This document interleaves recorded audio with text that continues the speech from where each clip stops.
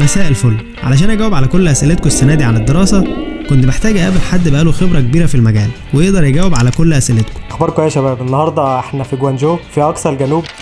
حاجات مهمه جدا اتكلمنا عنها في الفيديو ده زي دخول الصين بالنسبه للطلبه بنوع فيزا مختلف. If you do want to come to China for study or something, you can first of all go to apply for a business visa. وكعادتهم من السنه اللي فاتت تقدروا تسالوهم عن كل مشاكلكم في الواتساب جروب اللي في وصف الفيديو.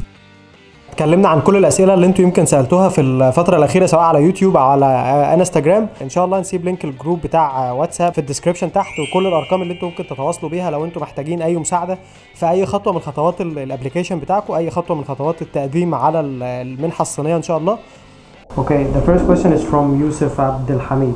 Isn't it easy any longer to get a scholarship in China? Is it relatively hard as in Europe now and America? Actually, in general speaking, Chinese government think that we have enough quantity of the international student. You mean the capacity of the international student is already filled? Not filled, but actually we have enough.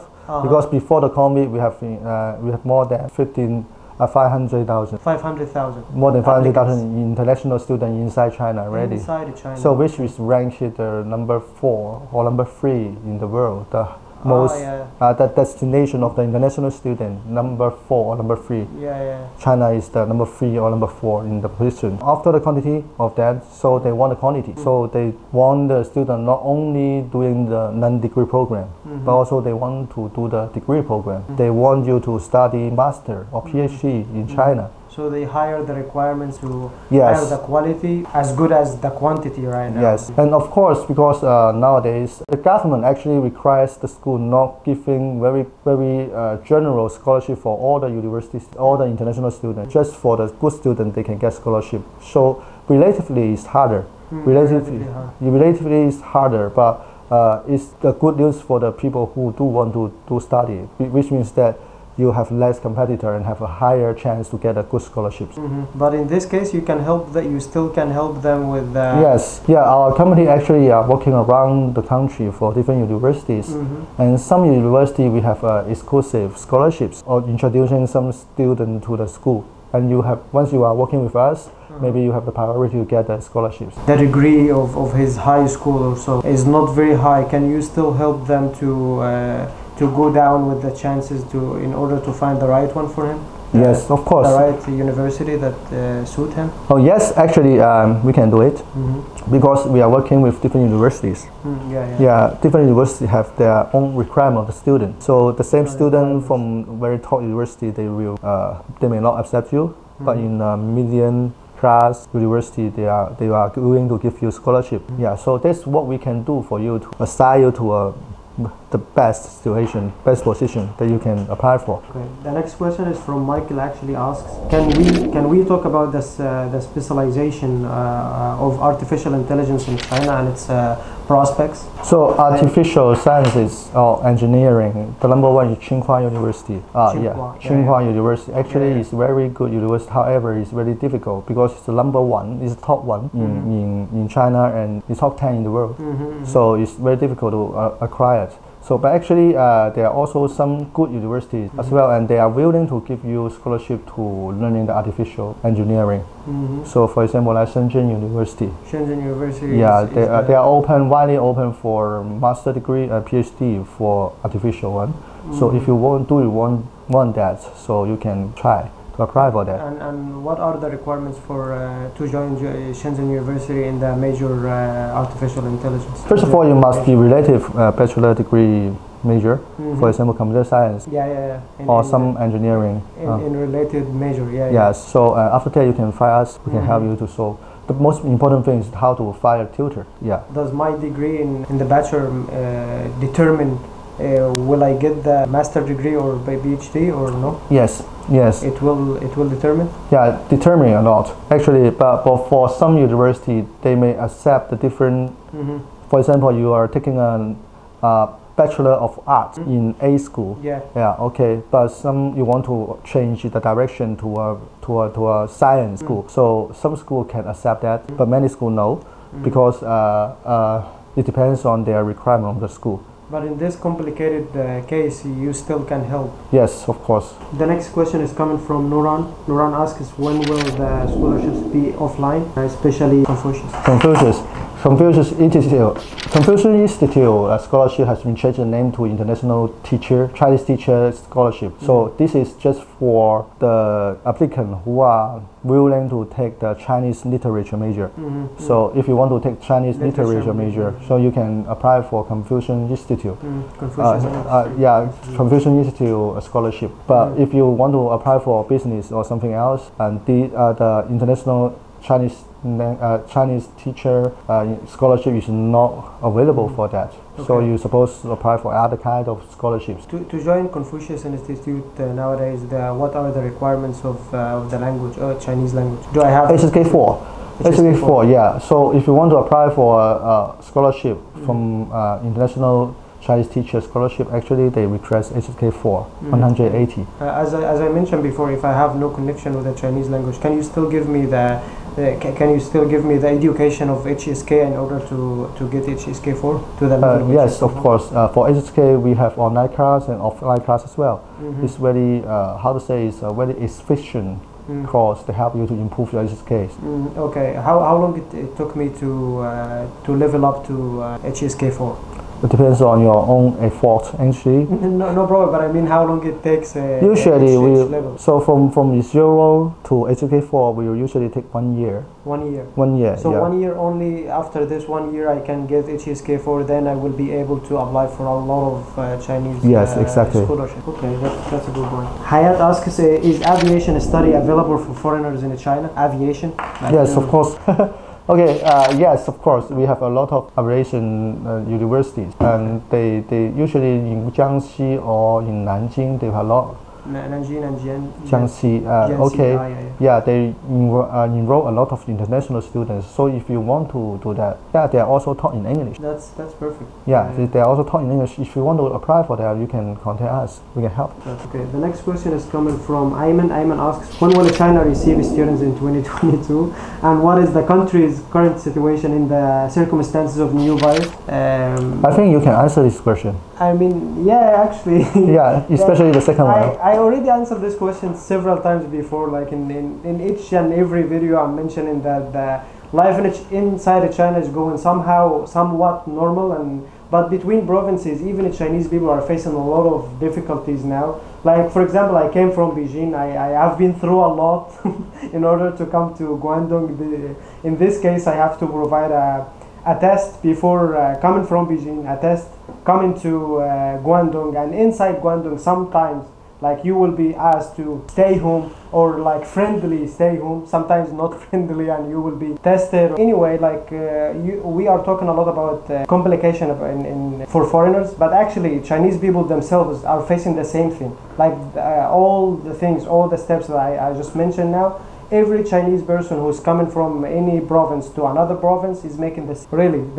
Yeah, exactly. And compare, I think, because we have also read some news outside China, and compare the amount of the COVID infected. Actually, in China are very safe now. Yeah. Also, this is a common question, and sometimes the most anticipated question too is about Omicron. You know, Omicron. This is a new virus. Some of them mentioned this virus, but actually the situation kept normal, as I just mentioned. So it's not just about foreigners. It's on all individuals here. So everybody's facing it, outside and inside of China. So yeah.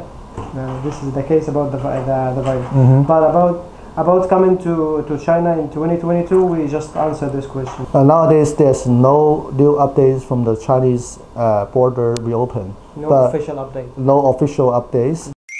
Up to date, there's no official announcement for the border reopen for international students. So, but I've been asking for so many different teachers in the universities. They are all expecting that after the Winter Olympic Games in 2022. So, which is in February. Next February, and then they may have chance for some student to come back. For some for nationalities, you mean? Depends on different nationality and depends on the type of the student. For example, you are in the final year, you will be in the priority of coming back. Okay.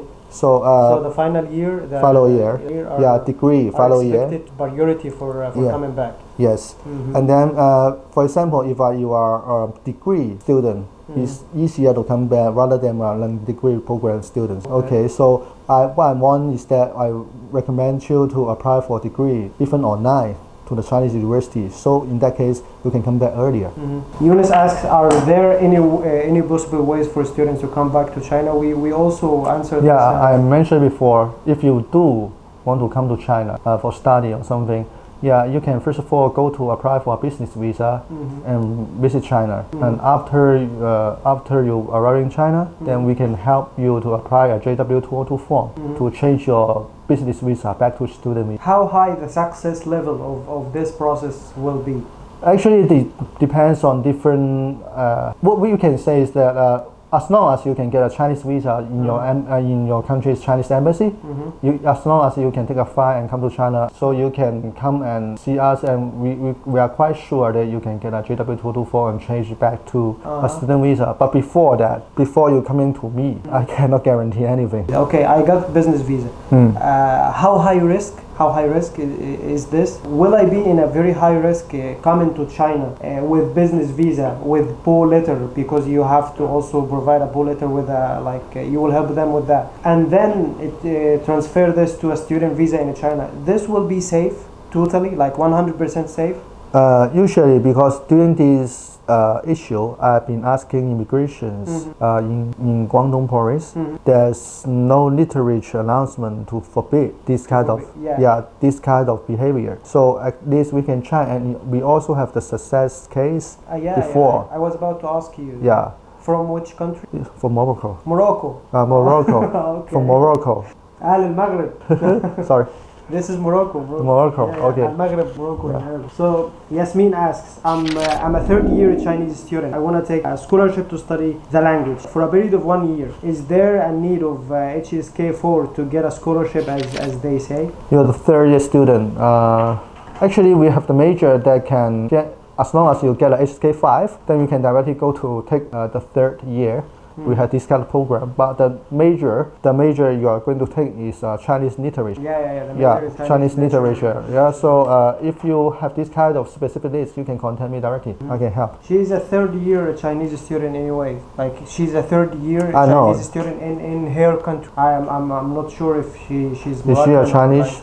No, she's not Chinese for sure. She's an Arab student. Okay. But anyways, she's a third-year Chinese student in, let's say, Morocco or Egypt. I'm not sure. So she wanna take a scholarship for 1 year in order just to communicate, because she mentioned there is no real communication. So her language is not very high relatively with, like, she's already a third-year Chinese student. So can she take a scholarship for 1 year? And this is the first one. And is there a need for HSK4 to get a scholarship, as they say? Actually, what I mentioned about is that if you want to continue your study from the third year, which means that you have only one chance, is to take a Chinese literature major. And the premise to take this major in the third year is that you got HSK5. Okay. If you don't have a HSK5, if you have HSK4, then you're going to take the second year. Okay. If you are in 0, then you start from the first year again. Budur asks, can I apply for a Chinese government scholarship and Confucius Institute in the same time in order to find which one will accept me the first, and then I will choose it? It's your freedom to apply as long as you want, as many as you want. Okay. But the problem is that because every time you apply for one university, you need to fill a form, and then yes, some university may accept you, but before that you need to talk to the university international admission office and talk to them and send them some document, ask them whether you will be acceptable or not before apply the CSC, and that will save your time. Otherwise, you waste your time. So many students, without contacting the admission office and start apply for the CSC scholarship. For many. CSC, for so many scholarships. So usually your application will be easily you'll be passed. You'll be passed by the immigration, by the university, because the one they only want to give the scholarship to the one they know each other. Understand? For example, you are a stranger to our school. You want to apply for a scholarship without talking to us before. Just hand out our application via our system. So they will rather not choosing you than their existing students. Okay. So if you want to guarantee you can accept for that, you make a call or write an email to the admissions office and talk to then them. you start to apply for many scholarships. Sorry, yeah. So to write an email for them or make a phone call for them so that they can know you very well, so they will decide whether you have chance or not. If they say, okay, you can try, you have chance, which means that you at least have a chance. Yeah. But without talking with them, there's no chance usually. Yeah. Okay. No matter what, how many applications you made, no matter how many. We cannot say that by chance, actually, by Yeah, chance. by chance. Luckily, you may get some.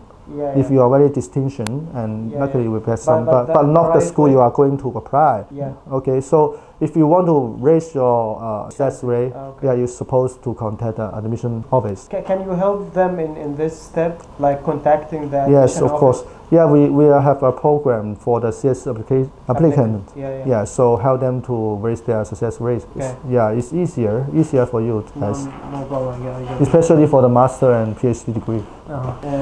Does the degree of the HSK4 test determine my chance to get the scholarship? Kinda. I mentioned before, Yeah. for the CSC, for CSC, especially for your bachelor degree, they may request your HSK4. So yes, but the main factor that affect your success rate actually is your education background. Yes. So the education background is high. This means that I have high chances to get a Chinese scholarship. Yes, of course. No matter what's my level in terms of language, whether it's English language or Chinese language. Yes, of course. Of course. Yes, of course. Oh, yeah, but okay. the problem is that once you want to apply for CS, specialized in CSC, they will have the language requirements. Yeah. But for provisional or for school scholarship, school can decide by themselves. Okay. So they are not very focused on HSK. Yeah, I got it. So you have chance. Okay. So in this case, if I don't have IELTS or TOEFL, HSK, I still have chances with provisional Chinese scholarships. Is this what you mean? At least you have a proof of the language. Yeah, approved. Yes. For example, if I got approved from a university that says that I spent my study in this university in English. Yes, that's or okay. I took my lessons or I took my course in English. Yes, The course is taught in English. This is enough proof, or this is enough certification in order. Yeah, to that's do that. enough. Okay. If you don't have this kind of certificate, you can ask us to help as well. We can talk to the school. Really? And some school may generate a test, entrance test. Yeah. So Initial test. In order to- initial test. So once you pass the test, it's okay as well. That's really good. Okay. I'm 36 years old. Can I still get the bachelor degree scholarship? You can get a bachelor degree. No, not me, by the way. Okay. Yeah. Actually, 13.6 ESCO actually is a little bit too old. Oh, okay. Yeah, Usually the requirement for the 35 is for master. I mean, Okay, so let me asking do like about this way. Yeah. So if you want to apply for a provisional or a CSC scholarship, you're supposed to less than 30. Yeah. Okay. And for the master is less than 35. Yeah. For PhD is less than 40. Okay. So he's 36 years old and he still need to get a bachelor degree scholarship. Can he get it? It depends on his education background, Okay. but not for sure it's not government or provisional one. It's supposed to be a school scholarship. School scholarship. Yeah, maybe a partial scholarship. Yeah, but if he failed, you still can help him somehow with the special scholarship you mentioned, right? Like you still can have some connection and Yeah, we can try. We can try. Yeah. Yeah, why not? For sure. And last question here we have from Iman asks, are there an institution for which we can grant a fully funded bachelor degree? An institution like your center, I mean. Is there an institution in China that can grant, that we can have a fully funded, 100% fully funded scholarship? Can you grant that? No. Can you guarantee that? No. Yeah. It's Okay. unreasonable. I really like the honesty. I really like the honesty. Okay. Yeah. Yeah, it's unreasonable Oh. actually, sorry. Because first of all, whether the school will accept you depends on not only your nationality, they depends on your education background, and of course your previous behavior inside China as well. Yeah. So if one school guaranteeing fully funded, actually is a scam. Oh, that's amazing. Last year there was a fad on the entire internet. There was like one video went very viral, said that I can guarantee 100% fully funded scholarship, and this is completely untrue, and that was false. But anyways, you said, but how percentage you can guarantee if I have a high level of high school degree, what is my percentage of getting a scholarship? Actually, nowadays, for example, South China University of Technology is one of the top 20. Top 20? Yeah, in China. Top 20? Yeah, okay. top 20 in China, and then they have a lot of combination of scholarship. Yeah. They have, of course, they have CSC scholarship. They also have the provisional scholarship, and they have their school scholarship as well. So actually, once you guys cannot meet the requirement of the CSC, they may combine the school scholarship with the provisional together. So the treatment is similar like CSC as well. I got it. But anyway, every school scholarship have their quota. Of course, they have quotas.